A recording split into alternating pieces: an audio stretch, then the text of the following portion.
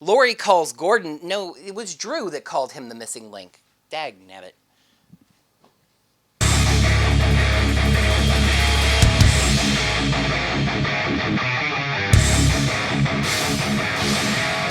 Hello there, heroes. I'm the Orange Ranger, and welcome to another Tattooed Teenage Alien Fighters from Beverly Hills episode review. Once upon a time, an incident with the morphing grid turned me into a female version of myself, Shauna. That was a weird day. And come to think of it, now she's one of the villains trying to take down my channel. I live a weird life. Anyway, how will the Galactic Sentinels handle a gender swap? Let's find out by taking a look at the 4th episode, Switch. As that red planet once again slides into view, basically the start of every episode, something that Nimbar says in the intro finally clicked with me. That red planet is Molecula, Gorganis' home planet. So I guess Gorganis works from home, working remotely. Living the dream, am I right?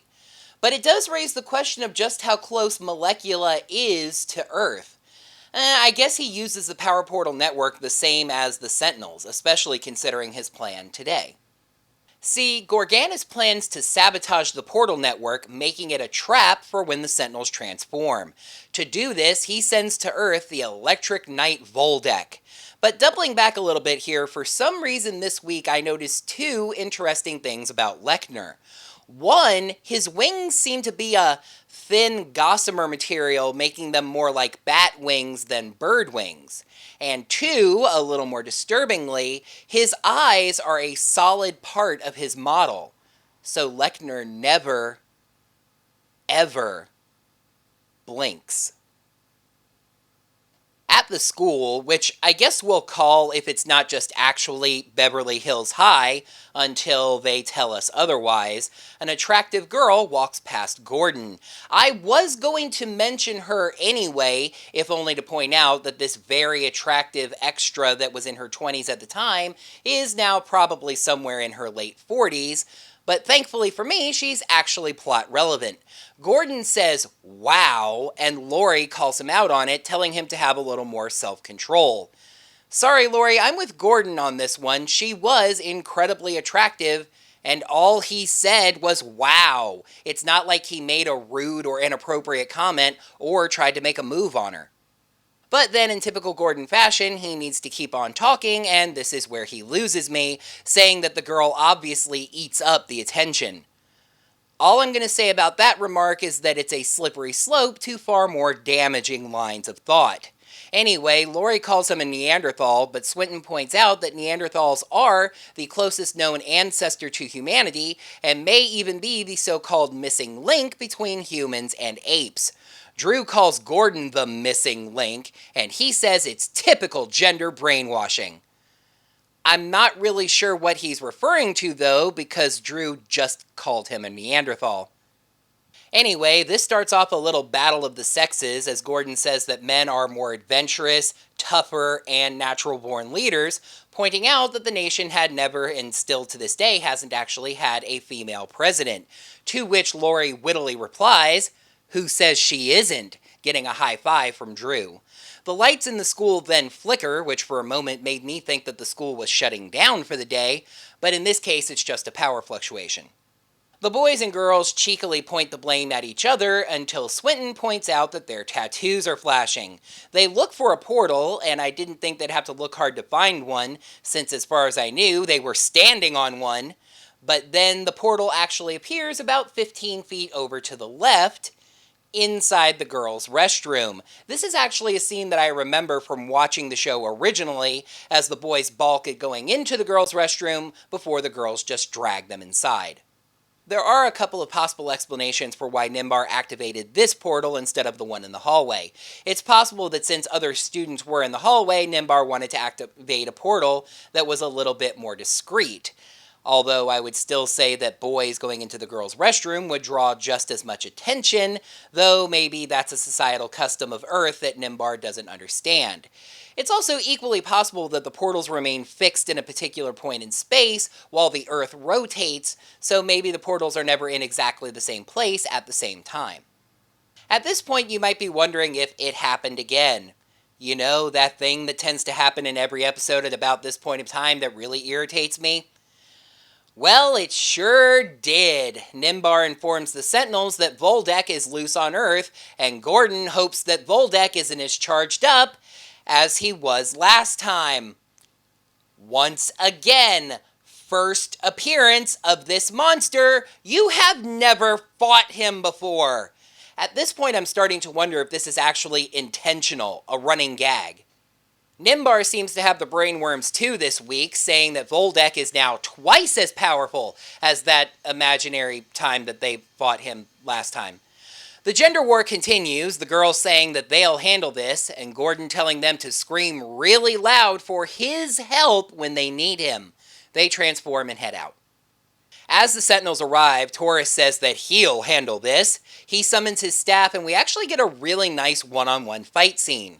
Voltech saps the staff away, Taurus dives back to the group, and Voltech leaves. The Sentinels teleport back to Nimbar's cave. So here we get a case of a pretty bad writing trope, changing the fundamentals of your show to visually demonstrate something happening. The Sentinels portal back to the school, and we see the portal visualization in reverse, ending with a star streak. But instead of just walking out of a portal at the school like normal, the four of them just appear in the middle of the hallway, and then we see a flash to indicate that there's been something of an episode title. Gordon comments that he hates those trips through the portal because they always mess up his hair, and walks over to a locker on the opposite side of the hallway. He looks into a mirror and then screams because this is actually Lori inside of Gordon's body. Gordon takes a moment to admire that he's now inside Lori's body before realizing that that's bad and telling Swinton to do something. Drew responds, because that's where Swinton actually is, and completing the switcheroo, Drew is in Swinton. She says that Nimbar will know what to do, but Swinton, note here, I'm using the names of the characters that are speaking, not the bodies that they are in, says that there's a little bit of a problem here. You see, unlike the Power Rangers, the Sentinels don't have communicators. They have no way of contacting Nimbar. Nimbar always just summons them. So for the moment, they're stuck like this. Oh, and by the by, to assist the audience with this, especially since the Sentinels don't really wear their colors, it seems like one costume item from each character has been moved around to indicate to the audience who they actually are. Lori's body is now wearing Gordon's tie, which actually isn't all that bad of a look. Gordon is wearing one of Lori's earrings. Drew is wearing Swinton's glasses thanks to that classic but completely inaccurate idea that visual weakness is a spiritual trait that would change bodies with you. Swinton doesn't actually seem to have an item moved to him. He might have been wearing Drew's watch, but it was a little hard for me to tell. I think it was more just that he wasn't wearing glasses, so that was Drew. In the cafe, the four of them have gathered back together after school and are talking about their days in each other's bodies. Gordon can't stand Lori's heels, but doing the splits without hurting himself was pretty neat. Lori had a stimulating, sarcasm on her part, conversation about the Dodgers' chances this year, but did take the chance to sign Gordon up for the prom committee, to his irritation. Drew points out that until they hear back from Nimbar, they need to get used to acting like the bodies they're in. On cue, Swinton's father enters and tells Drew, in Swinton's body, that it's time to head home. Drew quickly gets some info from Swinton, mainly that his parents are okay, his little brother crawls into bed with him sometimes, which Drew thinks is cute, but he also wets that bed sometimes, which Drew doesn't find so cute. Swinton's dad wants to get pepperoni pizza for dinner, Swinton's favorite, but Drew is a vegetarian, so she tries to beg out of it. But his dad insists on the pepperoni. Oh, things then take a very uncomfortable and somewhat controversial turn. Jockey McJerk comes down from the second floor of the cafe, teasing Gordon about having signed up for the prom committee. He then sees Lori and touchingly thanks her for helping him with math class. Then he kisses her. No warning, no permission, just bam! Folks, this was a different time. Society has come a very long way, even in just the past 25 years, in determining what is socially acceptable behavior. I just want to make very clear for all the viewers watching, but especially younger viewers that might be watching this, what just happened in this episode is not acceptable.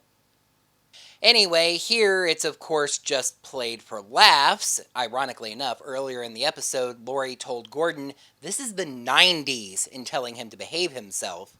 Gordon wiping his, well, I guess Lori's mouth, while Lori herself is excited thinking that the boy is cute. Lori, steer clear! She tells Gordon to stop rubbing her lips. Nimbar on a platter this episode is weird to write, and reapplies her lipstick for her. Gordon is too weirded out by this whole situation and leaves. Lori points out to Swinton that the customers in the cafe have been waiting for quite a while. He just agrees, saying that the service has been rather slow today. She gently reminds him that he is in Drew's body. He is the waitress. She asks if he's going to be okay, and he hesitantly says that he'll be fine, and they agree to meet at Drew's the next morning before school. For the record, how Swinton did as the cafe's waitress is never really touched on. Quick little scene with Gorganis that really only serves to establish that he's not exactly sure what's going on with the Sentinels, so he thinks he should send Voltech back down to Earth to find out. Irony. At Drew's the next morning, the Sentinels discuss their night. After school, Lori's mother took her clothes shopping. Gordon was irritated to have to try on all those dresses, but just can't resist the chance to get a little dig in, saying that Lori seems to be getting a little bit hippie. I love her response, or really lack thereof, as she just snorts at him and then turns to the other two to ask about their night. We actually get a very nice little exchange here between Drew and Swinton. Drew says that Swinton's parents are great and that she likes them a lot. So she decided to take the opportunity to tell them that Swinton is getting a little bit older now and that maybe they can relax some of their restrictions some. He actually wanted to have that talk with his parents but was afraid of what they were going to say, but Drew tells him that they are very understanding. The Sentinels' tattoos flash, the happiest they've ever been for a nice world crisis, and the portal is back where it should be, to the left of the table. Gordon even says, "Nice aim, Nimbar," despite again the show suggesting that the portals just are where they are.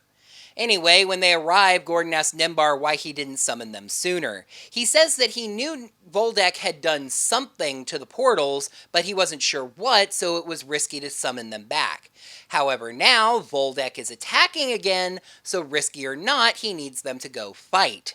This is the irony I was referring to. If Gorganis doesn't send Voltech, the Sentinels are stuck like this for even longer. Gordon gives a very nice, inspiring little speech showing that he's learned the lesson of the episode.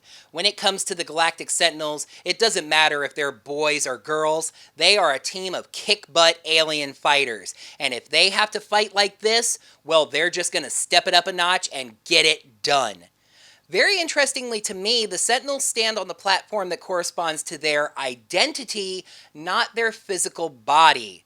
It was probably just to let us see them transform in a different order, calling out different things. Nimbar had said that there was a chance that they would be back to normal once they transformed and portaled back to Earth, which, by the way, indicates that Nimbar's cave is also not on Earth. However, no such luck, they're still switched around, which actually is also quite interesting, since it sort of implies that the Sentinels can stand on any of the 4 platforms they want to, and say any of the 4 phrases that they want, because they transformed into their correctly corresponding Sentinel anyway. Yet another original song, and I think I'm starting to understand where all of these are coming from. You see, this one sounded very much like a theme song, repeating the name of the show a bunch, lyrics that give a short little explanation of the story, etc. So I'm starting to think that all of these original songs were actually demos for the theme song of the show, and they just decided to use them all as background music for fights. That's actually a really great idea. The Sentinels have absolutely zero issues fighting in each other's bodies, which was a little disappointing for me, actually. In fact, things are basically just back to normal, as after this sweet sliding kick by Apollo and other sweet moves like it, the monster zaps away their weapons, which tends to happen every single week. Funny enough, we get looks in on both Nimbar, who regrets sending the Sentinels to battle in this condition, and Gorganis telling Voltech to fill the sky with lightning and saying it's too late for the Sentinels even if they form Nitron. The Sentinels form Nitron and Voltech does not fill the sky with lightning. Nitron blasts Voltech around a bit, and at first I thought this was going to be another short, sucktastic fight scene, but then it turned. You see, we've got ourselves a knight versus knight fight scene here, and the two of them actually have a really nice sword fight. Nitron gets freaking brutal at the end, flipping Voltech onto his back and then slicing one of his power cables, destroying him for the moment. Based on what I know from peeking ahead a little bit about upcoming episodes, Gorganis' defeat scene might be hinting to some plot down the road, but maybe not. He holds the figurine version of Voltech and says he now has to travel to the planet Endar to recharge Voltech from his planet's energy.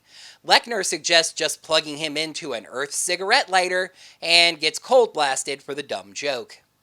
The Sentinels return to the cave and there's a flash establishing that they've all been switched back to their normal bodies. The thing is, their bodies physically move, returning to their proper platforms. The Flash already established that they went back to their bodies. Why move those bodies around? Anyway, Nimbar congratulates the team for a harder fought win than usual. Lori says that they're running late for school, which is actually nice plot continuity, since they had said that they were meeting before school at Drew's house, and then they got summoned by Nimbar, and etc., etc. So, Nimbar portals them back to the school directly. Right back into the girls' bathroom. Gordon says that he's never going to insult women again, and the two girls say they may just make men out of these two yet, even though Swinton wasn't really involved with this plot. Then some school woman, she might be the principal, but we've never seen her before. They didn't establish it in this, so I don't know. Walks up and asks why the two boys just walked out of the girls' bathroom. The boys stammer out some kind of excuse about walking by and hearing Lori scream, saying that there was a rat in there. She and Drew play into it, saying that they ran out and asked the boys to go into the bathroom and catch the rat, but the rat got away, and aren't men just better at these kinds of things than women? It was kind of a cute ending. I guess I may just need to include the Mars and Venus signs when I read the signs this week. Episode 4, Switch. Pros, surprisingly gender progressive for the 90s, pretty strong character piece for all 4 characters, and a nice Nitron fight. Cons, that kiss, the confusion that started all this, and some slight oddities. Another episode that went places I wasn't expecting this show to go. One scene, though, makes this episode kiss a 4 goodbye, as Switch gets 3.5 signs out of 5. So, despite Lori's protestation that this was the 90s, this story is actually really gender-forward for the time. I'm sure things like Gordon wearing a dangly earring raised an eyebrow or two, maybe got them a couple of sternly worded letters, but his speech, while inside Lori's body, about the Sentinels being a strong team, gender not mattering, was a statement about gender equality that I don't think even Power Rangers made so directly. And the interesting thing about having these actors all switch around roles is that it made this a surprisingly strong character piece for all 4. It amplified the traits of their characters that we already knew about. There were actually some small notes that I noticed even before they switched. For example, Gordon protesting entering the women's restroom because it was against school rules. The characters shined a bit more in different bodies though, and just amplified traits that we already knew about while they were in different bodies. And 2 in a row for Nitron. You can just tell that they really relished the opportunity to do a nice Renaissance Fair style night battle in the giant monster space, and there was some nice battle choreography. Like I said before, it feels like each week they were just learning and improving when it came to their shiny Gatai night. Yes, I have to mention it again. Yes, I have to give it a con. Not just a con, but the first con. I feel like even for its time, this random guy just kissing Lori without her permission on the lips wasn't cool. But in today's day and age, I cannot stress enough how okay that is not. Seriously, even for the 90s, I'm stunned that they went with that. In turn, this is more like stretching for a con, but I have to admit that this entire episode really turns on a strange twist in the conversation. Drew and Lori were insulting Gordon personally by calling him a Neanderthal. For acting like a stereotypical man, sure, but then Gordon just goes off on a weird tangent about men being better than women. It's not really much, but like I said, the entire plot of the episode kind of hinged on it, and it didn't make a lot of sense. And in a similar style to Ninja Steel, there are some smaller items that just raised a little eyebrow that kind of combined together into a single con. A night con, if you will. I can understand why, outside the meta of the show, costume items from the different characters were placed on the bodies they switched into. It helps the audience understand what's going on. But how does it make sense in the meta? When they switch back, those costume items are returned to their rightful owners. But how does that happen? If they had chosen to do it, I would understand that, to help each other realize who was actually talking. But that's not established, it's just something that happens immediately when they switch. The switched around platform thing at the end was also really weird and kind of disappointing for me because I was getting ready to give them credit for staying on the proper platforms that they beamed in on. But instead of their physical bodies staying in place and their spirits switching around, their spirits stayed in place while their physical bodies switched around, which doesn't make any sense. Oh, also tying into this is the thing where they portaled into the school and just beamed directly into the hallway so you could see the Flash switch around instead of walking out of a portal like every other time. And yeah, the whole portal being in the bathroom thing. Listen, I get it. It was not only funny, but actually created a weirdly nice team building moment at the end of the episode when the girls cover for the guys. But it just doesn't fit what we know about the portals to this point. In this episode, Nimbar also makes several references to aiming the portals, despite every previous impression being that the portals just are where they are. If Nimbar was aiming the portal at the end of the episode, why did he put it back in the girls' bathroom when he knew that that was a problem? But that aside, another pretty fun episode that was deeper than you would expect when looking at the DVD box. Next time, I know I've talked a lot about how this show was perceived, but let's see how the show itself deals with how things are looked at when we take a look at the 5th episode, Perceptions. Dude, Swinton gets advice from everyone on how to talk to a pretty girl. Meanwhile, Emperor Gorganis sends Slagar to pollute the Earth. I'm not 90s kid, by the way. He's really not. That's going to do it for another Tattoo Teenage Alien Fighters from Beverly Hills episode review. Thank you folks so much as always for watching. In the comments below, let me know what you thought of this episode. What did you think of how the actors did playing opposite characters and the gender issues it brought up and stuff like that? Down in the comments, let me know. While you're down there, make sure to mash that thumbs up button and let me know that you enjoyed this video. Make sure you're subscribed to the channel to see all of my videos and ring that bell. Get your notifications set up so you get notified every time I post new videos like these Tattoo Teenage Alien Fighters from Beverly Hills episode reviews. And if you'd like to lend any financial support to my channel, while the launch of my Patreon creeps closer and closer, for now, you can head over to ko-fi.com/OrangeRangerVideos, get me a coffee which is set at $3, and I greatly appreciate any support that I find at that source. Until next time, heroes, may the power portals protect you. Anyway, how will the Galactic Sentinels handle agenda? But Swinton points out that Neanderthals are the closest known ancestor to humanity, and maybe even the I do have a couple of possible explanations for why Nimbar might have activated this portal. There are a couple of goodness. As the Sentinels arrive, Gordon says, Taurus. And on cue, Swinton's father and Jockey McJerk here comes downstairs from the... Lori points out to Swinton that I guess I may just need to include the Mars and Venus signs when I read the. And if you would like to contribute financially to my channel, while my Patreon launch is creeping fart! And while you're down there, make sure you mash that thumbs up button and let me know that you enjoyed this video.